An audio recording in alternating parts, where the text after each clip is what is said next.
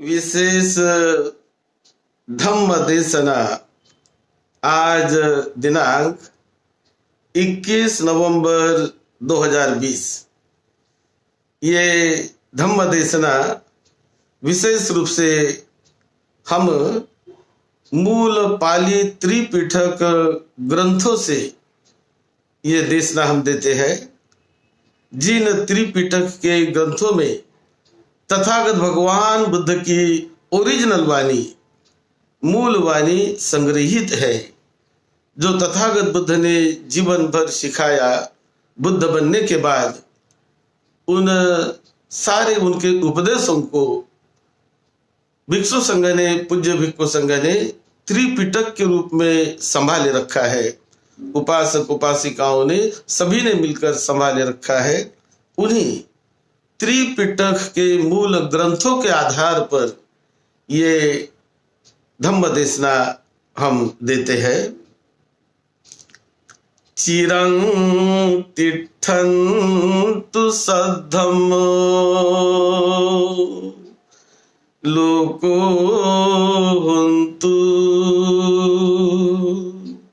सुखी सदा। सद्धम्म इस पवित्र पावन मंगलमय धरती पर दीर्घ काल तक टिका रहे। श्रद्धावान लोग, दायक दायिका, उपासक उपासिकाएं उसे जाने, समझे, उसे सुने और उस पर चिंतन मनन करके, सद्धम्म को जानकर चिंतन मनन करके उस रास्ते से चलने का प्रयास करे तो अपना जीवन धन्य धन्य कर लेते हैं, अपने जीवन का परम उद्धार कर लेते हैं। ऐसी तथागत भगवान बुद्ध की ये मंगलमय वाणी, मंगलमय देशना पाली त्रिपिटक में समाई हुई है। आज उन त्रिपिटक के एक ग्रंथों से, जो मध्यम निकाय नाम का जो ग्रंथ है, उस ग्रंथ का एक पोतलीय सुत्त, इस सुत्त पर आज हम थोड़ी चर्चा करेंगे। पोतलीय सुत्त हम ओरिजिनल ग्रंथ से ही पढ़ेंगे, जो मूल पाली ग्रंथ है। पोतलीय सुत्त एवं में सुतं एकं समयं भगवा अंगुत्तरा पेशु विहरति आपनं नाम अंगुत्तर पानं निगमो अथकोपन पुब्बन्न समयं निवासित्वा पत्तचीवर मादाय आपन्न पिंडाय पाविसी आपन्ने पिंडाये चरित्वा पच्छा भत्तं पिंडपात पटिक्कंतो येन यतरो वनसंडो तेनुपसंकमी दिवा विहाराय तं वन्नसंडं अज्जोगाहित्वा अन्यतरस्मि रुक्खमूले दिवा विहारं निषीदी पोतलियोपि खो गहपति संपन्न निवासन पाऊरनो छत्तु पाह नाही जंघा विहारं अनुचक्कम मनो अनु विचरमानो येन सो वनसंडो तेनुपसंकमी। एक बार तथागत भगवान बुद्ध एक समय अंगुत्तराय जनपद के आपन नाम के निगम में, उस गांव में विहार करते थे। वहां पर बुद्ध रुके हुए थे। तब उस समय तथागत भगवान बुद्ध ने अपने हाथ में पात्र लेकर, चीवर पहनकर, पात्र लेकर पिंडपात के लिए वो आपन नाम के गांव में गए और वहां भिक्षाटन करके भोजन ग्रहण करने के बाद फिर वो दोपहर के समय, भोजन के बाद दोपहर के समय एक जंगल में, उस गांव के नजदीक जंगल था, वहां जाकर एक पेड़ के नीचे तथागत बुद्ध बैठ गए और वहां पर वो अपना ध्यान के अवस्था में दिवा विहार यानी दोपहर का समय काटने के लिए मंगल मैत्री भाव से वहां पर बुद्ध बैठ गए। और उसी समय एक पोतलीय नाम के गृहपति, जो बड़े धनी परिवार के थे, वो पोतलीय गृहपति वो भी अपना भोजन वगैरह घर में निपटाकर, वो हाथ में छाता आदि लेकर, बड़े अच्छे कपड़े पहनकर और अच्छा कपड़े आदि सब ड्रेस वगैरह अच्छा पहनकर, वो भी दोपहर के समय बिताने के लिए और घूमने के लिए उसी जंगल की तरफ आ गया, समय काटने के लिए, समय बिताने के लिए। और जब वहां पर वो आता है तो आकर उन्होंने देखा कि एक पेड़ के नीचे तथागत भगवान बुद्ध बैठे हुए हैं, अकेले बैठे हुए हैं। ये जब उन्होंने देखा तो वो स्वयं तथागत बुद्ध के पास गए और बुद्ध के पास जाकर वो खड़े हैं और खड़े रहकर तथागत भगवान बुद्ध उनको बोलने लगे। जब उनके पास वो आए, सद्धि सम्मोदनीयं कथं सारणीयं वित्तसारित्वा एकमंतं 88 एकमंतं टितं को पोतलीयं गहपति भगवा ये तदवोच संविंजंती को गहपति आसनानी सचे आखंकसी निषिदाती एवं उत्ते पोतलिया गहपति वादे न मंग समनो गौतमो समुदाचरती कुपितो अनत्त मनो तुन्नी अहोसी। तो बातचीत हो गई और वो खड़े थे। तब तथागत बुद्ध उनको बोलने लगे कि उपासक, गृहपति उपासक, यदि आप चाहे तो आसन बिठा हुआ है, बैठिए। ऐसा बुद्ध ने उनको बैठने के लिए बोल दिया। लेकिन उन्होंने कहा कि हे गृहपति उपासक, आप चाहते हो तो बैठ जाइए, आसन है यहाँ पर। तो ये जब बुद्ध ने उनको गृहपति करके शब्द जो बोला, तो वो शब्द सुनकर उनको अच्छा नहीं लगा। उनको लगने लगा कि गृहपति मुझे क्यों बोल रहे हैं बुद्ध, ऐसा उनको लगने लगा। और पहली बार तो वो बोले नहीं, एकदम शांत रह गए। फिर दूसरी बार बुद्ध ने कहा और तीसरी बार जब बुद्ध ने कहा तो उसके बाद कहने के बाद वो कहने लगे, वो बैठ गए और बैठकर कहने लगे बुद्ध को कि आप मुझे गृहपति करके क्यों बुला रहे हैं, गृहपति मुझे क्यों कह रहे हैं। ऐसा बुद्ध को उन्होंने कहना शुरू कर दिया और उन्होंने बताया कि हे भक्ते, मैंने सारे गृहपति के जो कुछ काम धाम होते हैं वो सबको मैंने छोड़ दिया है। सारा काम धंधा जो मेरा था उसका मैंने त्याग किया है, मैंने छोड़ दिया है। मेरी जो धन संपत्ति थी वो सारी धन संपत्ति मैंने मेरे पुत्रों को दे दी है। मेरे पास मैंने कुछ नहीं रखा और केवल मैं खाने भर के लिए मैं उनके ऊपर अवलंबित हूँ और सारे व्यवहारों को मैंने पूर्णतया बंद कर दिया, सारे व्यवहारों का मैंने उच्छेद कर दिया। तो मैं अभी गृहस्थी बंधनों में नहीं हूँ। मुझे गृहस्थ आप क्यों बता रहे हैं, क्यों बोल रहे हैं ऐसा। इस प्रकार से वो बुद्ध को कहने लगे। वो तो थे गृहस्थ ही, सारे गृहस्थ के कपड़े पहने हुए थे और गृहस्थ की वेशभूषा में थे। लेकिन वो कहते हैं कि मैंने तो गृहस्थी का सारा काम धंधा सब कुछ छोड़ दिया है, उसका मैंने उस सारे व्यवहारों का मैंने पूरी तरह उच्छेद कर दिया है और अब मैं गृहस्थ नहीं रहा हूँ। अब सारी जिम्मेदारी मैंने लड़कों बच्चों पर सौंप दी और मैं पूरी तरह विमुक्त होकर मैं जहां मुझे लगता वहां मैं घूमता हूँ, जाता हूँ। इस प्रकार की बात तो कहने लगा। और ये जब बुद्ध को उसने बताया तो बुद्ध उसको कहने लगे कि उपासक, जिन्हें तुम उच्छेद कहते हो, व्यवहार को छोड़ना कहते हो, तो वो आर्य भाषा में जो आर्य विनय होता है, यानी सत्पुरुषों का विनय, आर्य लोगों का विनय, ये आर्य विनय में उसे ये छोड़ना नहीं कहते।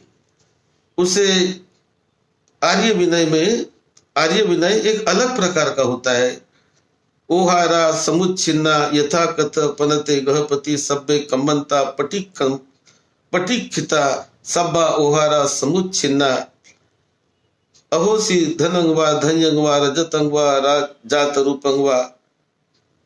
और आगे कहते हैं अनुपादि घासच्छादन परम विहरामी, मैं सारा मैंने छोड़ दिया, धन दौलत जो कुछ मेरे पास था सब कुछ मैंने छोड़ दिया, और सब कुछ मेरे पुत्रों को मैंने दे दिया, और पूरी तरह मैं केवल भोजन भर मात्र के लिए मैं उन पर अवलंबित हूँ। इस प्रकार का मैंने सारे काम धंधा का उच्छेद कर लिया। ऐसा जब बुद्ध को वो उपासक गृहपति बता रहे थे, पोतलिय नाम के गृहपति, तो बुद्ध ने कहा कि इसे आर्य भाषा में उच्छेद नहीं कहते, इसे छोड़ना नहीं कहते। आर्य भाषा में क्या होता है उच्छेद?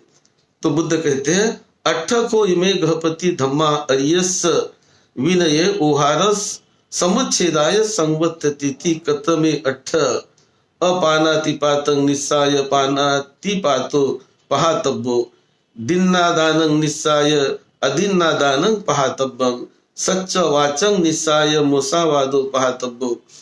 तो बुद्ध ने उनको बताना शुरू कर दिया कि उपासक, आर्य विनय में 8 बातें जो होती है, जिन्होंने इस 8 बातों को छोड़ दिया, उसका जिन्होंने विच्छेद कर दिया, उच्छेद कर दिया, उसे आर्य भाषा में, आर्य विनय में उच्छेद कहा जाता है। छोड़ दिया ऐसा कहा जाता है कि मैंने व्यवहार का उच्छेद कर दिया। ये कौन सी 8 बातें कि जिनका उच्छेद करना चाहिए? तो ये तथागत बुद्ध ने उन्हें समझा के बताई कि यदि इन 8 बातों का उच्छेद यदि तुम जो कोई करता है तो उसे कहते हैं आर्य भाषा में, आर्य विनय में कि उन्होंने उच्छेद किया है और छोड़ दिया है। तो बुद्ध ने एक एक करके वो बताने का उनको बताया। नंबर 1, जो अहिंसा का सहारा लेकर हिंसा को छोड़ देता है कि मैं हिंसा को मैंने छोड़ दिया, अब पूरी तरह मैं अहिंसा के रास्ते पर चलने वाला बन गया हूं, इसे कहते आर्य विनय। यानी किसी की हत्या मैं कभी नहीं करूंगा, हत्या करने का विचार भी मन में नहीं लाऊंगा, किसी प्राणी की, किसी पशु की, किसी की भी हत्या, उसको पूरी तरह मैंने छोड़ दिया है, इसे कहते हैं पहला आर्य विनय। उसके बाद दूसरा आर्य विनय अचौर्य, यानी चोरी को छोड़कर चोरी की वृत्ति, किसी से कुछ ठगाकर फंसाकर कुछ पाने की वृत्ति, तो उन्हें पूरी तरह छोड़कर मैं अचौर्य का सहारा लेकर, यानी मैं चोरी नहीं करूंगा, उसका सहारा लेकर मैं पूरी तरह दिन्नादानं निस्साय अदिन्नादानं पहातब्बं थी इतिको पनेतं उत्तं, कि मैं कोई भी चीज किसी की अपने हाथ से नहीं उठाता हूं, जब तक मुझे वो चीज न दी जाती है तब तक वो मेरी नहीं है। जो चीज मेरी नहीं है उसे मैं नहीं उठाऊंगा, नहीं लूंगा। और इस प्रकार का चोरी का भाव, उसे जो छोड़ देना होता है, उसे कहते आर्य विनय। फिर तीसरा, झूठ को छोड़ देना, कि वाणी से कोई झूठ मुझे नहीं बोलना है, कोई गलत बात मुझे नहीं बोलनी है, असत्य नहीं बोलना है, और केवल सच सत्य का ही मैं हमेशा भाष्य करूंगा। सत्य के सिवा असत्य कभी मेरे मुंह से शब्द आएंगे नहीं। तो इस प्रकार पूरी तरह सत्य सत्य सच्चाई वाणी से जब भी बोलूंगा सत्य ही बोलूंगा, असत्य का एक शब्द भी मेरे वाणी से नहीं आएगा। ऐसा करके आर्य विनय में उसे कहते हैं कि असत्य को मैंने छोड़ दिया और झूठ को मैंने छोड़ दिया और सत्यवादी मैं बन गया हूं। फिर 4 में बुद्ध कहते हैं कि मैंने जो चुगली करना छोड़ दिया, जिसे पिसुना वाचा बोलते हैं, चुगली करना, व्यर्थ बातें करना और यहाँ की बात वहां पर बताते जाना, ऐसी बातें पूरी तरह छोड़कर मैं जो भी बोलता हूं वो कोई चुगली नहीं, कोई कुछ नहीं, ये छोड़कर मैंने अपने वाणी को इस प्रकार से हमेशा शांत दांत और लोगों को जोड़ने वाली वो हो, लोगों का कल्याण करने वाली हो, लोगों को तोड़ने वाली न हो, चुगली करने वाली न हो, इस प्रकार से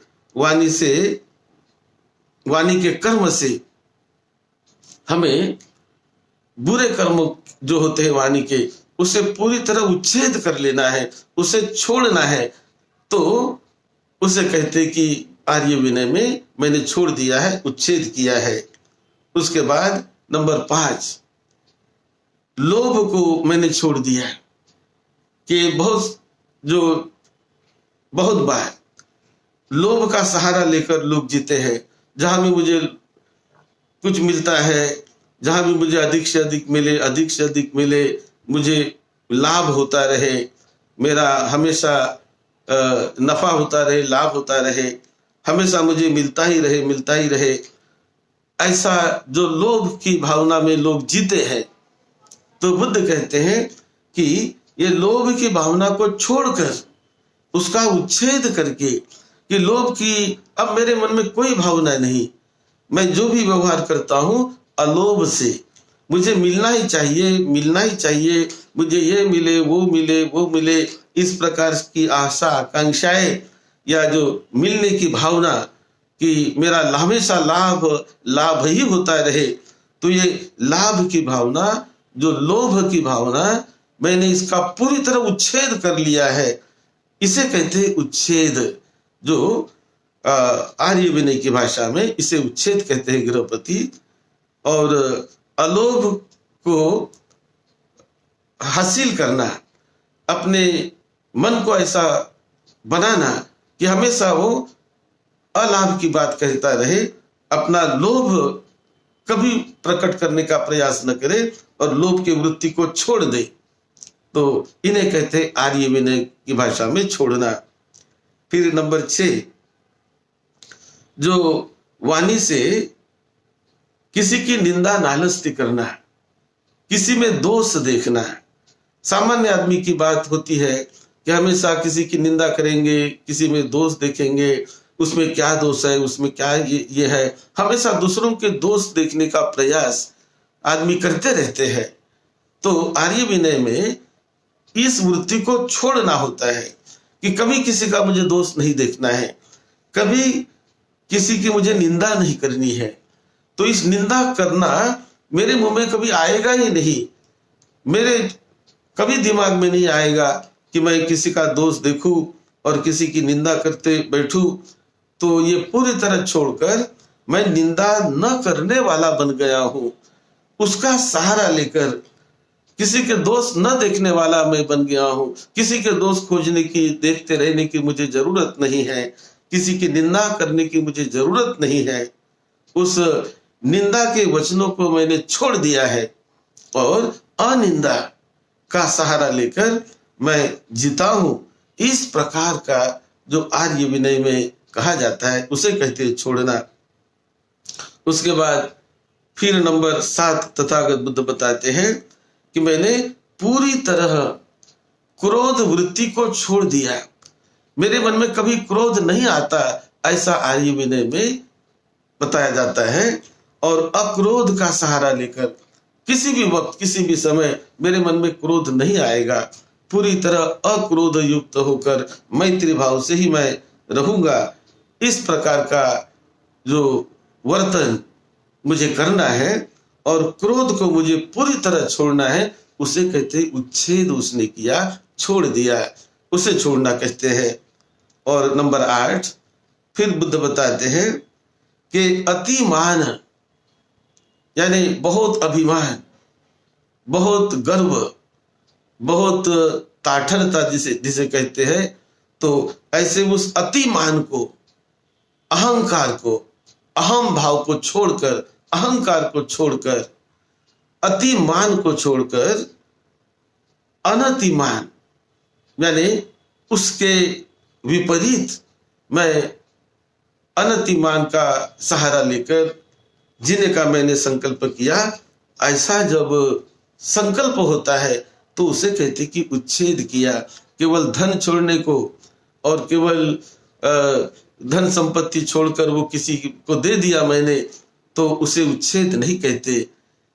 आर्य भाषा में इसे उच्छेद कहते हैं कि ये सभी छोड़कर, और ये छोड़ने के बाद फिर अपने मन को वो परिशुद्ध निर्मल करने का प्रयास करता है कि ये सारे मेरे मन के विकार, सारे मेरे मन की अकुशल वृत्तियां, अकुशल भावनाएं वो नष्ट हो जाए और मेरा मन क्षणय क्षणय वो परिशुद्ध होता चले, निर्मल होता चले और विमुक्त होता चले। इस दिशा में जब उपासक चलता है, इस दिशा में जब कोई अपने आप को ले जाता है, उसे कहते हैं कि उसने उच्छेद किया और अपने मन को निर्मल करते हुए फिर वो ध्यान का अभ्यास आदि सभी करके वो फल पाने का प्रयास करता है। इसी जीवन में उस रास्ते से जाकर उसे अपने पूर्व जन्मों का उसे स्मरण होने लगता है। वो ध्यान के रास्ते पर चलकर, ध्यान के मार्ग पर जाकर स्वयं के ही पूर्व जन्मों को जानने लगता है। अभ्यास करते करते उसका उसे लाभ होने लगता है, इसी जीवन में लाभ होने लगता है।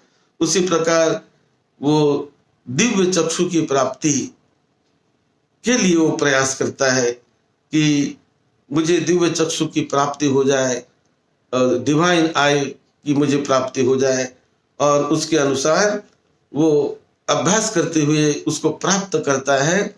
और दूसरे की गति को, उसके मृत्यु के बाद किसकी क्या गति हुई, किसी मेरे मित्र की, किसी मेरे संबंधी की या किसी भी व्यक्ति की गति को जानने की शक्ति वो हासिल करता है। और कैसी उनकी दुर्गति हुई मृत्यु के बाद, कैसी उनकी सदगति हुई, क्या क्या उन्हें मिल रहा है, क्या मिला है, इसे वो जानता है। और इस प्रकार अभ्यास करने के लिए वो ये सारे लोभ को, द्वेष को, विकारों को वो छोड़कर उन्हें उनमें बहुत दुख देखकर, उनमें बहुत दुख परेशानी ऐसा देखकर उन्हें वो छोड़ने का प्रयास करता है, छोड़ता है, और तब ऐसे रास्ते पर वो चलना शुरू कर देता है और अच्छे से अच्छी ज्ञान की प्राप्ति उसे होने लगती है। बुद्ध ने कुछ बड़े अच्छे 2-4 उदाहरण यहाँ पर दिए हैं कि ये जो काम आदि को क्यों छोड़ना चाहिए, कैसे छोड़ना चाहिए। कि जो इंद्रिय हमारे होते हैं, 6 इंद्रिय, बहुत बार वो हमेशा आसक्ति में और कामनाओं में लगे रहते हैं, तो उन्हें कैसे छोड़ना चाहिए, इस प्रकार की बात भी तथागत बुद्ध ने यहाँ पर बताई। उन्होंने 2-4 उदाहरण यहाँ पर दिए कि सेयथापि गहपति कुकुरो जिगुच्छा दुब्बल परेतो गोघात कसुनं पच्चू पटितो अस तमेन दक्षो गोघातको वा गोघातकंते वा शिवा अट्ठी कंखलं सुनिकतंग निकंतंग निम्बसंग। कि जैसे कोई जो बहुत दुर्बल और भूखा कुत्ता वो कभी कि कोई मांस बेचने वाला है, उसके नजदीक कोई, उसके सामने कोई बैठा है, ऐसा कुत्ता जो भूखा है, दुर्बल भी है, तो ये मांस बेचने वाला व्यक्ति, तो वो उसको देखता है कुत्ते को, और देखकर सारा उस हड्डी का मांस निकाल कर वो हड्डी उसकी तरफ जब फेंक देता है, सारा मांस निकाल दिया, सब कुछ उसको सांप जैसा किया उसने, और केवल हड्डी उसकी तरफ उसने फेंक दिया, तो ये जब उसके तरफ फेंकता है और फिर वो भूखा कुत्ता जब वो हड्डी खाने लगता है, तो क्या बोले उससे हड्डी से उसकी भूख मिट जाएगी क्या, वो क्या समाधानी होगा क्या? तो उन्हें कहा कि नहीं, वो समाधानी नहीं होगा, क्योंकि तो भूखा है, दुर्बल भी है, उसे तो कुछ खाने के लिए देना चाहिए, लेकिन ऐसी हड्डी उसके तरफ फेंक दी जाए तो उससे तो वो समाधानी नहीं होगा, उससे वो उसकी भूख तो नहीं मिट पाएगी। इसी प्रकार जो ये काम राग होते हैं, ये काम राग ऐसे ही मतलब चित्त को ऐसे अपने आप को फंसा लेते हैं, वो कभी पूरी शांति उससे मिलती नहीं, लेकिन भूख कभी मिटती नहीं, ये भूख हमेशा बढ़ते ही जाती है काम राग में लगे हुए व्यक्ति की, और वो राग उनका बढ़ते ही जाता है। तो इसी ऐसा मानकर ये आर्य भाषा में ये समझकर वो उससे दूर रहने का प्रयास करते हैं, वो दुख देने वाले हैं ऐसा मानकर उससे दूर रहते हैं। उस प्रकार और भी एक उदाहरण बुद्ध ने दिया, सेयथापि घपति गिज्जो वा कंखो वा कुललो वा मंस पेशी आदाय उड्डीय तमेन गिज्जापि कंखापि कुललापि अनुपित्वा, कि जैसा कोई गिद्ध या कोई पंछी, शिखरा, ऐसा कोई पंछी वो मांस का टुकड़ा लेकर उड़ जाए, किसी मांस वाले के पास से उस टुकड़ा लेकर वो उड़ जाए और वो मांस लेकर भाग जाए, और वो उसका कोई उसका पीछा करे, और पीछा करने के लिए उसको उसके पीछे दौड़कर जब उसको मारने का प्रयास करता है, तो क्या ये सुखदायक होगा उसके लिए या दुखदायक होगा? वो तो दुखदायक ही होगा, क्योंकि उसकी मृत्यु भी हो सकती है, उसका हाथ पैर टूट सकता है, उसको मारा भी जा सकता है। तो इसी प्रकार काम भोगों में लगे हुए इंद्रिय ये कभी शांत नहीं होते, और ऐसा सोचकर जो आर्य व्यक्ति होता है वो उनसे दूर निकलने का प्रयास करता है। फिर और भी एक उदाहरण दिया कि बहुत उदाहरण यहाँ पर दिए हुए हैं, सैयथापि गहपति पुरुषो आदित्यं तिन्नुकं आदाय पतिवाटं पटिवातं गच्छेय तं किमयसि गहपति सचेसो पुरुषो तं आदित्यं तिन्नुकं न क्षिप्पमेव पटि निस्सज्जय तस्सवा आदित्य तिन्नुका। जैसा कोई व्यक्ति जो तृण होता है, घास, ये जलते हुए घास को अपने हाथ में लेकर वो हवा के विरुद्ध दिशा में, यदि वो तृण को हाथ में लेकर, घास को हाथ, जलते हुए घास को हाथ में लेकर कोई चलता हो तो कैसे उसकी हालत होगी, क्या होगी? तो उसकी हालत ऐसी होगी कि जलते हुए घास को लेकर हाथ में घास पकड़ा जलता हुआ और हवा के विरुद्ध दिशा में चल रहा है, तो हवा आएगी तो वो हवा उसके हाथ को जला सकती है, उसके कपड़े को जला सकती है, उसको स्वयं को जला सकती है, और जलाकर उसको भस्म कर देगी हवा आकर। वो अग्नि, क्योंकि वो जल रहा है, जलता हुआ घास लेकर हवा के विरुद्ध दिशा में यदि कोई चलता है तो बहुत उसको दुखद साबित होगा, बहुत उसको परेशान करने वाला साबित होगा, उसकी जानलेवा भी साबित हो सकता है।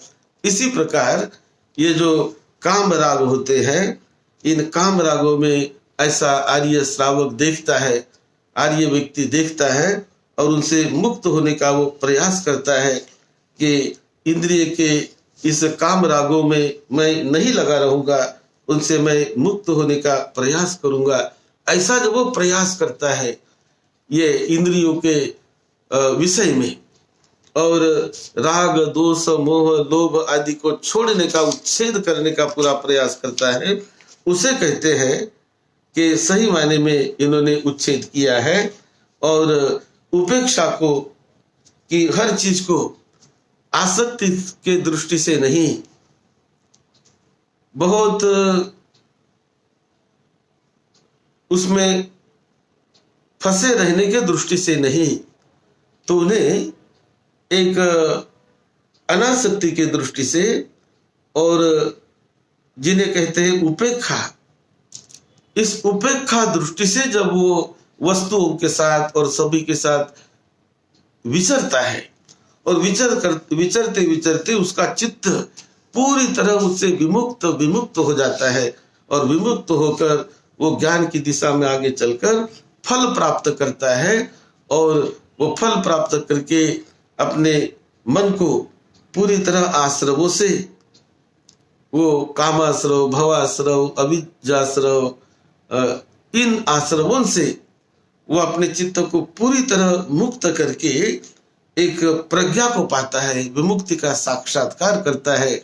जीते जी साक्षात्कार, केवल कल्पना नहीं, तो जीते जी साक्षात्कार करता है। कल्पना में केवल नहीं जीता।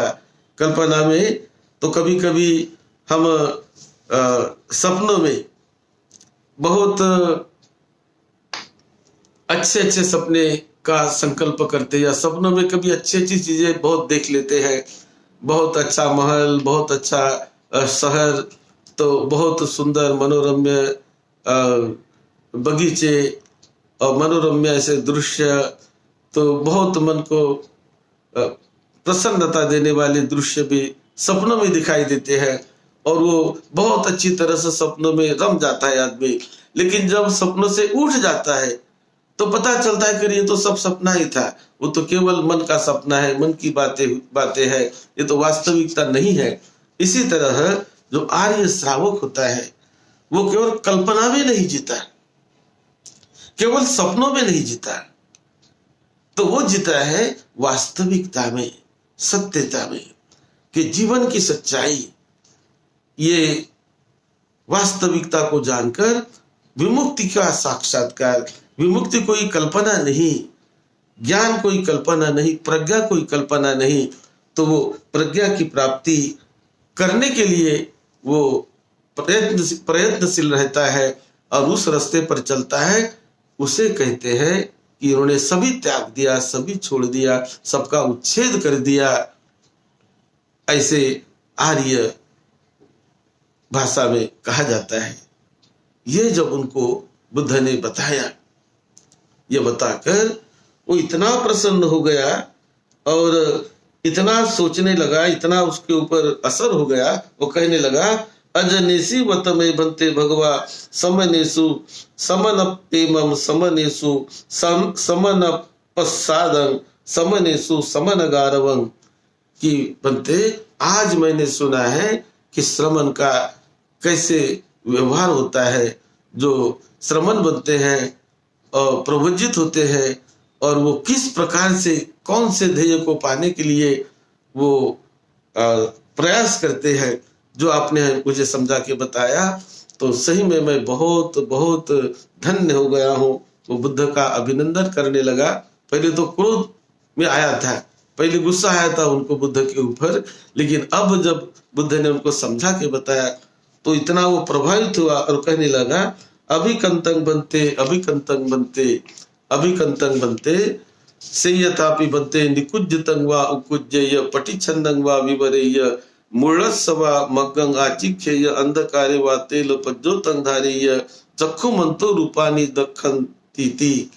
बुद्ध को बहुत धन्यवाद देने लगा कि बनते आपने तो मेरी दृष्टि खोल दी, आपने अंधकार में दिया जला दिया, आपने भूले भटके को रास्ता दिखा दिया, जो मुझे नहीं पता था वो आपने मुझे बता दिया कि त्याग किसे कहते हैं, छोड़ना किसे कहते हैं, विरक्ति किसे कहते हैं, उच्छेद किसे कहते हैं, मुक्ति किसे कहते हैं, कैसा उसका साक्षात्कार किया जाता है। तो ये तो बनते आपने बताकर बहुत मुझ पर उपकार किया है, और मैं बहुत धन्य हो गया हूँ ये सुनकर, और ऐसा बदलने का मैं मेरे जीवन में प्रयास करूंगा। ऐसा करके उन्होंने बहुत भावना विभोर अवस्था में बुद्ध को वो वंदन करता है। 3 बार उसने वंदन किया और कहता है बुद्धं शरणं गच्छामि, मैं आज से बुद्ध को शरण जाता हूँ। धम्मं शरणं गच्छामि, यानी उपासक कैसे बनते हैं, एसाहं बनते भगवंतं शरणं गच्छामि धम्मं च भिक्षु संघं च उपासकं मं भगवाधारे तु अज्जत के पानुपेतं शरणं गतोति शरणं गतंति। तो उन्होंने कहा कि भगवान आपने जो मुझे बताया मैं बहुत प्रभावित हो गया हूँ, समझ गया हूँ मैं, इसलिए मैं आज से जब तक मेरा जीवन है, जब तक मेरी सांस है, तब तक मैं बुद्ध को शरण जाता हूँ, बुद्धं शरणं गच्छामि। तब तक मैं धम्म को शरण जाता हूँ, धम्मं शरणं गच्छामि। और मेरे जीवन तक मैं भिक्षु संघं च शरणं गच्छामि, मैं भिक्षु संघ को शरण जाता हूँ। उपासकं मं भगवाधारे तु अज्जत के पानुपेतं शरणं गतति। बनते मुझे आप त्रिरत्न का उपासक धारण करिए, बुद्ध का उपासक धारण करिए। मैं बुद्ध को शरण जाता हूँ, धम्म को शरण जाता हूँ और भिक्षु संघ को शरण जाता हूँ, त्रिरत्नों को मैं शरण जाता हूँ। मुझे आप उपासक करके धारण करिए। ऐसा प्रणाम करके उन्होंने बुद्ध को विनंती की, ये विनंती की और वो बड़ा प्रसन्न होकर फिर वहां से वो अपने घर की ओर चला गया। तो इस प्रकार ये सूत्र इस मध्यम निकाय में बुद्ध के साथ घटी हुई जो घटना और कैसा वो परिवर्तित हो गया, कैसा बदल गया, ये इस सूत्र में बताया गया है। और उसका उसे लाभ हुआ, वो उपासक बनके जीने का उसने संकल्प किया। यही इस सूत्र की यही इस सूत्र का सार है। आप सबको निरोगत्व मिले, लंबी उम्र मिले, निरोगी जीवन मिले, सुखी शांत जीवन यात्रा आपकी बीतती रहे। आपके परिवार के सभी लड़के बच्चे को, छोटे बड़े सभी को निरोगत्व मिले, सुखी स्वस्थ जीवन मिले। यही मंगल मैत्री के साथ सद्धम्म की सेवा में, आपकी सेवा में डॉक्टर भदंत राहुल बोधि महाथेरो।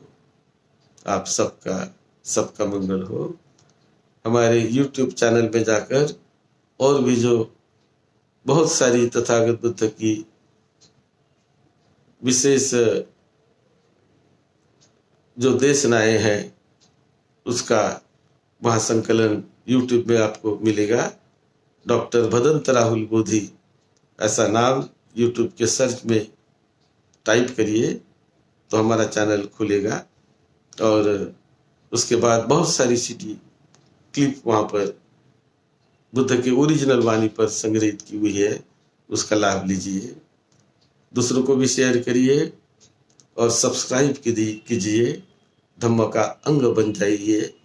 आप सबका मंगल हो, सबको सुख शांति मिले, सबको सुख शांति मिले।